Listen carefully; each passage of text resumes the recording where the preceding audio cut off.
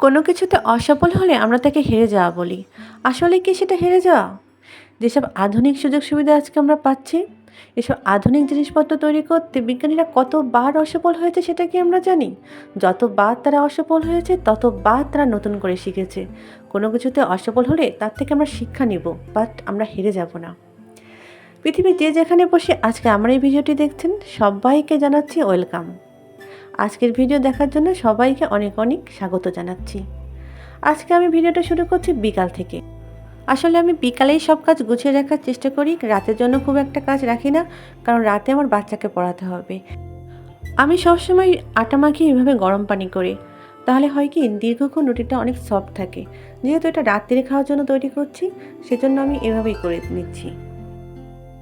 আমার হাজব্যান্ড আজকাল রাত্রে এত বেশি ডায়েট করছে যে রাত্রে সে রুটিও খেতে চাচ্ছে না, সে শুধু সবজি খেয়েই থাকার চেষ্টা করে।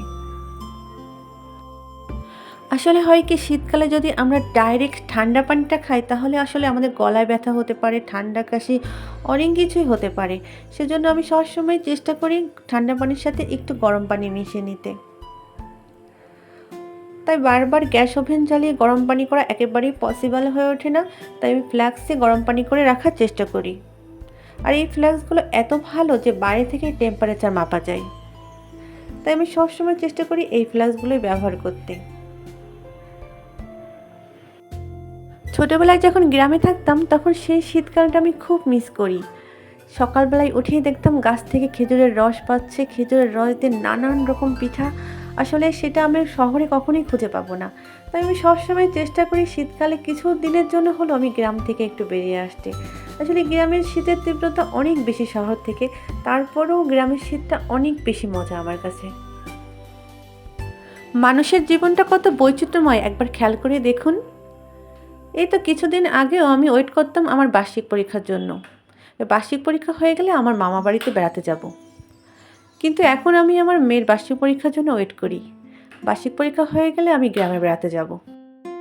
আমাদের প্রত্যেকেরই ছোটোবেলার অনেক মজার স্মৃতি আছে, আবার এমনও স্মৃতি আছে যেগুলো আমরা মনেই করতে চাই না। তা যাই হোক, ভালো খারাপ নেই মানুষের জীবন। রুটি করতে করতে এখন আমার বিকাল থেকে সন্ধ্যা গড়িয়ে এসেছে, আমার রুটি করাও একেবারে কমপ্লিট হয়ে গেছে।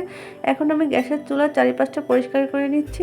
আসলে আমি সবসময় চেষ্টা করি রান্না করতে করতেই চারিপাশটা পরিষ্কার রাখতে, তাহলে পরে আমার আর বেশি কষ্ট হবে না। এখন আমার মেয়ের দুধ খাওয়ার টাইম হয়েছে, কারণ সন্ধ্যা হলে ও 1 গ্লাস দুধ খায়। ওর খাওয়া নিয়ে আসলে অনেক কষ্ট, কিছুই খেতে চায় না। যেহেতু এখন সন্ধ্যা হয়ে গেছে তাই আর দেরি করব না, রাত্রের জন্য সবজিটাও এখন আমি করে রাখবো। আর আজকের ভিডিও যদি আপনাদের একটু ভালো লেগে থাকে তাহলে একটা লাইক দিয়ে দেবেন, আর সাবস্ক্রাইব করে পাশে থাকা বেল আইকনটি বাজিয়ে রাখবেন, তাহলে আমি অনেক খুশি হব। সবাইকে ধন্যবাদ জানাচ্ছি ভিডিও দেখার জন্য।